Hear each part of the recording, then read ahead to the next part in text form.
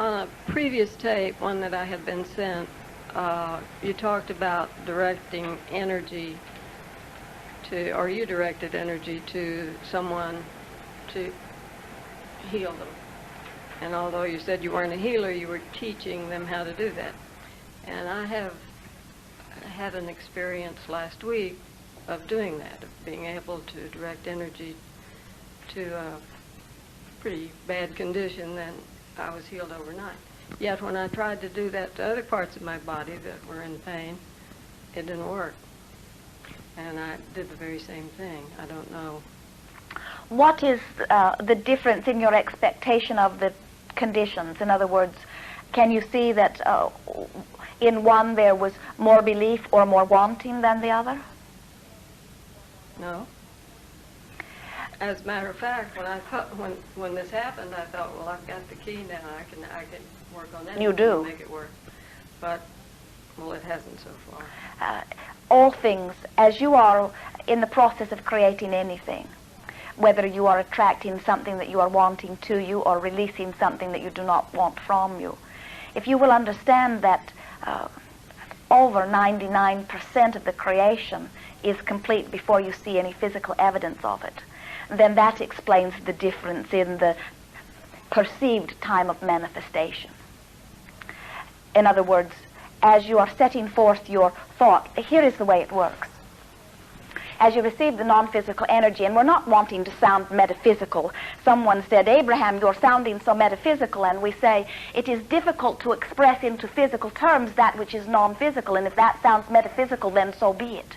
For as you are here in this physical body, you are not only created by and supported by this non-physical energy, but it is the stuff that is the current behind all things physical or non-physical.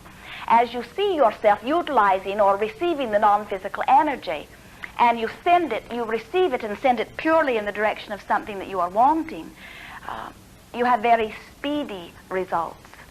But as you take the non-physical energy and you send it in opposing directions, then you slow your process. Or if you take any portion of it and send it in opposing direction, then it slows it a little bit. And so as you say, I really want something, and you really believe that all you have to do is want it and allow it, then you are taking that energy and you are sending it purely, you see.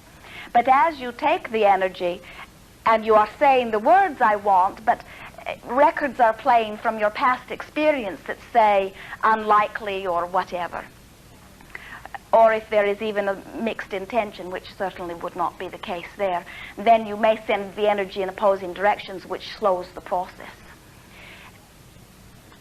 As Esther was driving late at night, recognizing that she was too tired to drive, even feeling unsafe because she could not control the big car on the road, it would not stay in the lanes where it belonged. Her tendency was to say, I am too tired. In fact, those were her first thoughts. I should be sleeping, or we should stop someplace. But then she said, wait, I have access to the non-physical current of the universe, and I will utilize it right now to be refreshed. And immediately she felt refreshed. So much so that now she is examining all of the contents of the rental car, making the seat go up and down, moving the mirrors about.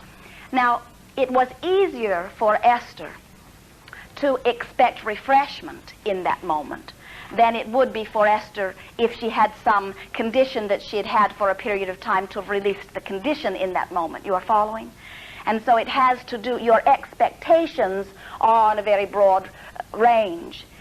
More and more as you feel yourself utilizing that energy toward whatever ending, and you see results, you recognize that it has been your doing that is making the difference, then you will gain that, it is a momentum, but it is a knowing, a very powerful expectation that all you have to do is define clearly what you want and then relax and let it be. A dear friend who gathers here from time to time with us called, stating that his mother had died very suddenly, and he was in great shock about it. And he said, Abraham, she should not have died. She was a very young woman, very healthy woman. She just came back from aerobics. She took all sorts of pills to assure her health. And we say, so often what you do as physical beings is done because you feel you must act to compensate for some lack that you feel. In other words, out of your feeling that you are not healthy, very often you make all sorts of compensating gestures in order to assure your health. But what is the universe hearing? Does the universe say, hear your words? Or does it respond to your taking of your vitamins? Or is the universe responding to the way you really feel? And is not sometimes your action very indicative of how you really feel? Now, the reason we're taking this long way around this for what we are saying regarding the subject of health is not applying to you. The reason we're taking this long way around this is because if we could insert into you suddenly a recognition, it would be the recognition that you are perfect. Perfect in health, perfect in wealth, perfect in worthiness, perfect in every way that we could define through your definition. You do not have to justify by virtue of your actions this state of perfect beingness. You could just let it be. You could just say, I want it, therefore it is, and let it be.